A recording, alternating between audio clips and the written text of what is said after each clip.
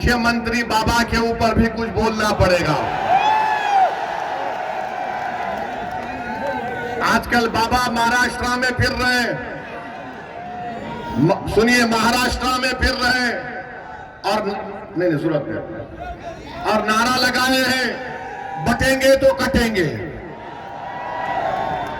बटेंगे तो कटेंगे बोलते हैं। मैं उत्तर प्रदेश के मुख्यमंत्री से वो चैलेंज कर रहा हूं। झांसी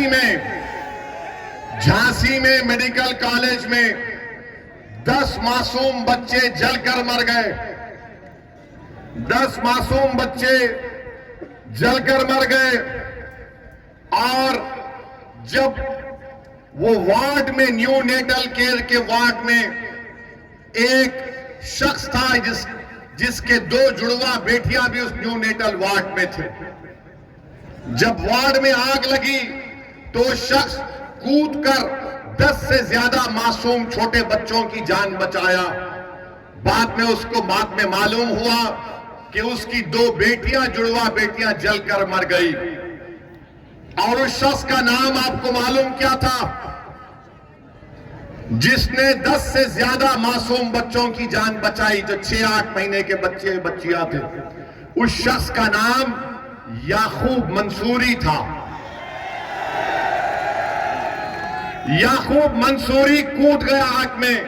ये नहीं देखा मुख्यमंत्री बाबा योगी आदित्यनाथ, नरेंद्र मोदी, देखो याकूब मंसूरी आग में कूदकर ये नहीं देखा कि किस समुदाय, किस मजहब के मानने वालों के बच्चे हैं। वो ये देखा कि बच्चे जल रहे हैं और कूद गया। ये अल्लाह को कुछ और ही मंजूर था, वो अपनी 2 मासूम जुड़वा बच्चियों को नहीं बचा सका। मैं योगी आदित्यनाथ को चैलेंज कर रहा हूं, क्या तुम याकूब मंसूरी को बुलाकर उसके सामने बोल सकोगे बटोगे तो कटोगे? बोलोगे आदित्यनाथ, क्या तुम बोल सकोगे कि बटोगे कटोगे? याकूब मंसूरी को बोलो। क्या देश के प्रधानमंत्री याकूब मंसूरी को बुलाकर बोलेंगे एक है तो सेफ है? किसके लिए नारे लगाए जा रहे हैं? किसके खिलाफ जहर फैलाया जा रहा है बीजेपी की तरफ से? ये सब के सब भाजपा के लोग एक समुदाय के खिलाफ नफरत पैदा करने का काम कर रहे हैं। याद रखो मोदी, योगी आदित्यनाथ, देश रहेगा, आप और हम खत्म हो जाएंगे, देश बाकी रहेगा। और इस देश की ताकत यहां की भाईचारगी और मोहब्बत है। अगर आप नफरत घोलेंगे एक समुदाय के खिलाफ, आपको सियासी फायदा तो हो सकता है वक्तिया तौर पर, मगर क्या इससे देश मजबूत होगा? बटेंगे और कटेंगे का मतलब क्या है बताओ हमको। अरे बांग्लादेश में जो हुआ, तुम शेख हसीना को क्यों रखे भारत में बुलाकर? उसको भी भगा देते। बांग्लादेश से भाग कर शेख हसीना आ गई। मोदी जी बोले आ जाओ मेरी बहन, यहां पर रह जाओ। और हमको योगी बोल रहे हैं बटेंगे तो कटेंगे। मेरे अजीज दोस्तों और बुजुर्गों, ये बीजेपी के मंसूबे हैं। इस तरह की वाहियात बातें करते हैं। भारत के प्रधानमंत्री क्या कहते हैं? एक है तो सेफ है। 10 साल से सेफ नहीं थे क्या मोदी जी? 10 साल से देश सेफ नहीं था क्या? अरे मैं इसका जवाब ये दिया हूं, अनेक है तो अखंड है भारत में। एक है तो सेफ को नहीं मानते, अनेक है तो अखंड है। इस देश में अंसारी भी है, कुरैशी भी है, जोजा भी है, सैफी भी है, दलित भी है, बैकवर्ड क्लास भी है, अपर कास्ट भी है, ठाकुर भी है, ब्राह्मण भी है, मराठा है। इस देश की ताकत तो यही है मोदी जी, मगर आरएसएस की कोशिश ये की है। इसीलिए मोदी जो कह रहे ना कि एक है तो सेफ है, हम कह रहे अनेक है तो अखंड है। मेरे अजीज दोस्तों और बुजुर्गों, क्या अच्छा ये भी है नहीं, इसमें लिखकर मुझे दिया गया है कि 2012 के चुनाव के मैनिफेस्टो में अखिलेश यादव ने 18% रिजर्वेशन का वादा किया था। अखिलेश यादव के पास रिजर्वेशन है किसका है? खाली अपने खानदान और परिवार का। मैं बन जाऊं, मेरी वाइफ बन जाए, मेरा भाई बन जाए, चाचा का बेटा बन जाए, वही रिजर्वेशन है। आरक्षण खाली उनके परिवार के लिए, आपके लिए नहीं है। आपको गलतफहमी है। ये समाजवादी कभी भी आपका कोई काम करने वाली नहीं है, मगर आप ये समझते हैं कि क्या करें, मजबूरी है।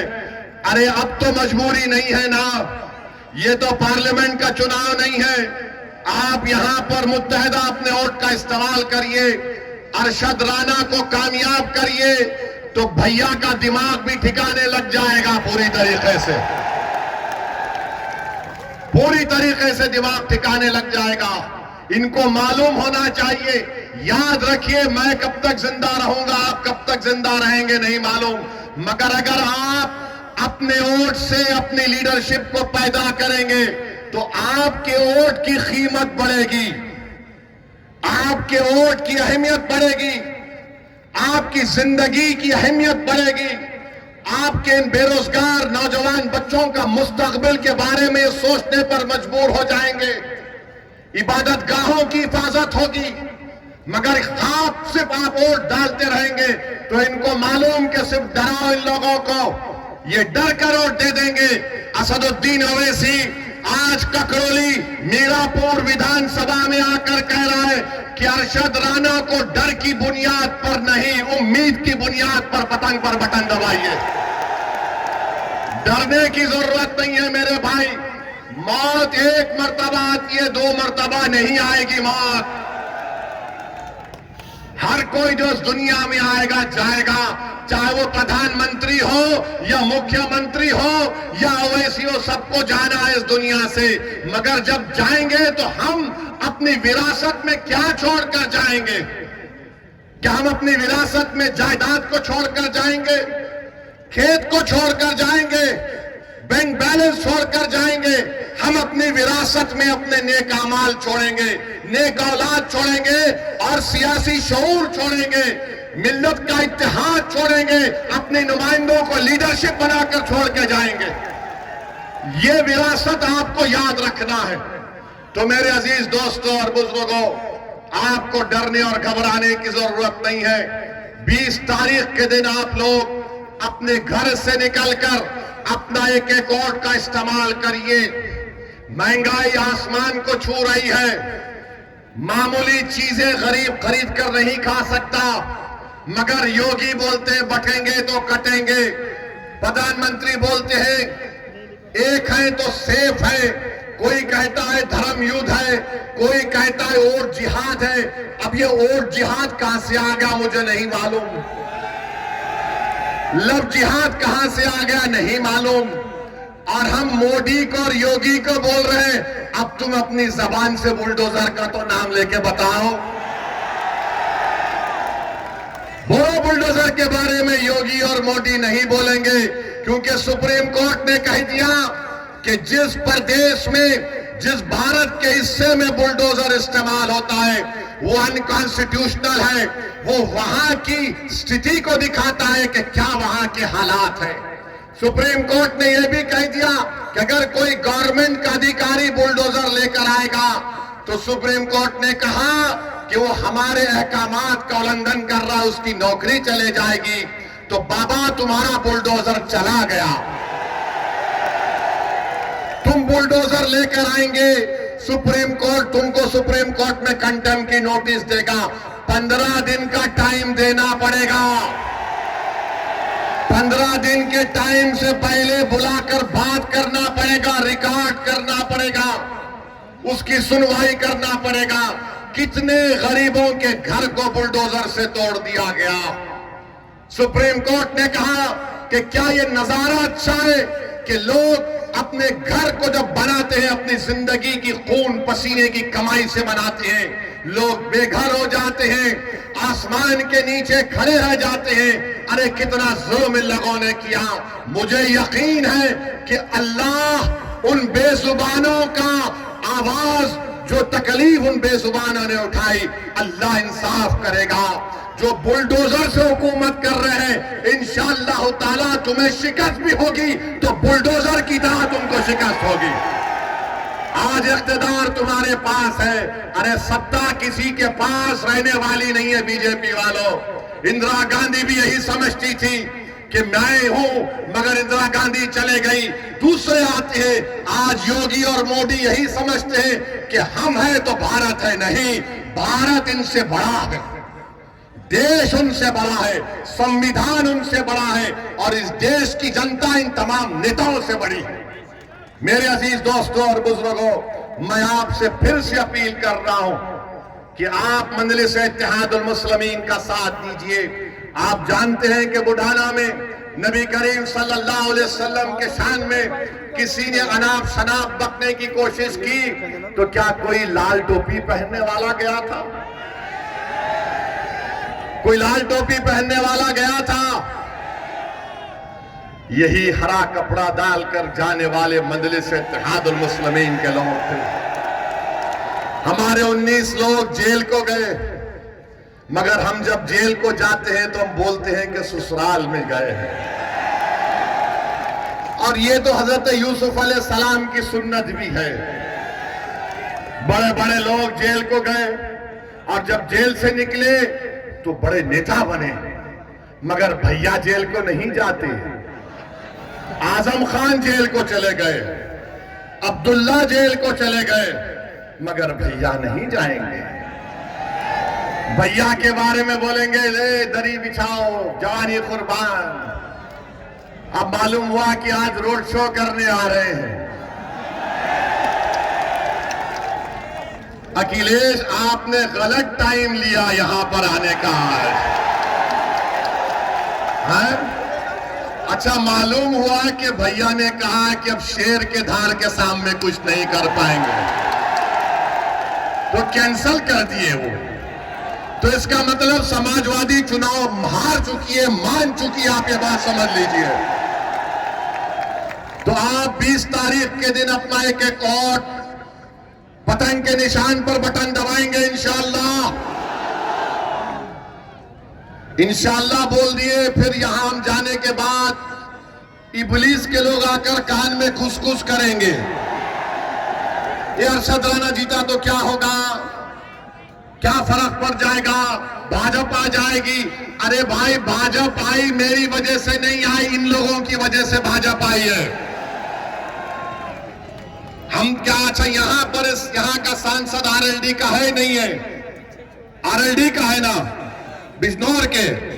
आपने वोट दिया, किसको दिया?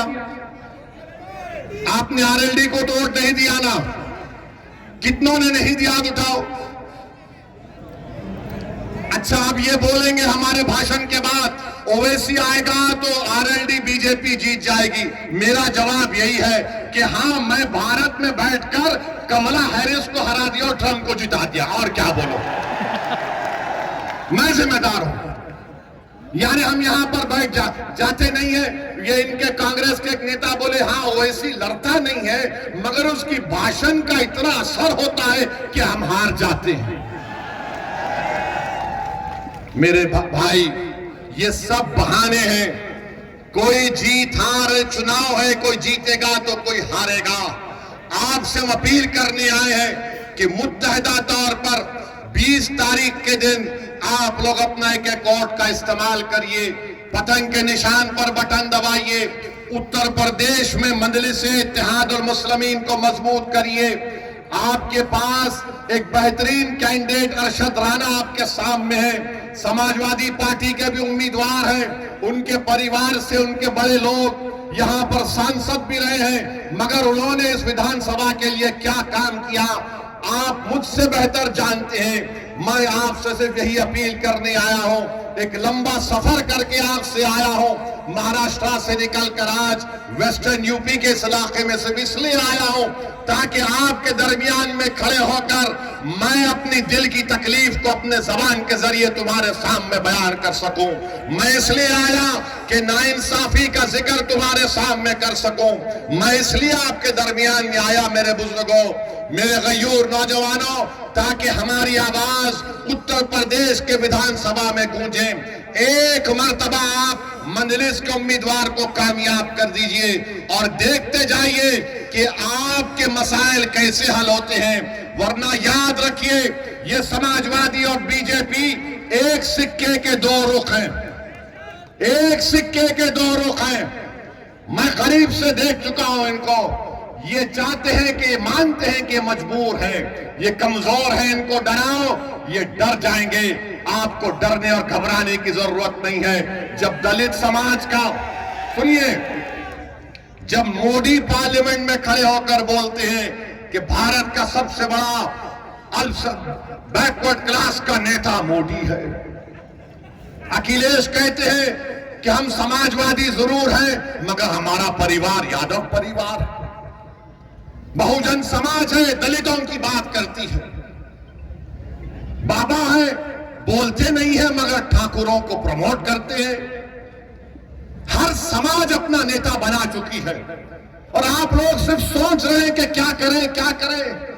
अरे करना कुछ भी नहीं है, उनको देखो, अपने अरशद को कामयाब करो और कुछ भी करना नहीं है। अगर आप सोचते रहेंगे, डरते रहेंगे, मेरे भाई 70 साल हो चुके हैं, 18 लोकसभा के चुनाव हो चुके हैं, हम कब तक सोचते रहेंगे। अरे एक मर्तबा अपने दिल की आवाज को सुन लो। तुम बंद कमरों में बैठकर तो बोलते हो कि ओवैसी हमारे तकलीफ को बयान करता है, ओवैसी पार्लियामेंट में लड़ता है। अरे मेरा लड़ना जरूरी है मगर क्या तुम नहीं चाहते कि ओवैसी की तरह ऐसे हजार ओवैसी से बेहतर तुम्हारे नुमाइंदे विधायक और सांसद बनकर तुम्हारी लड़ाई लड़े। ये आपको फैसला करना है 20 तारीख को। बस यही चंद गुजारिशात मुझे आप तक कहना था।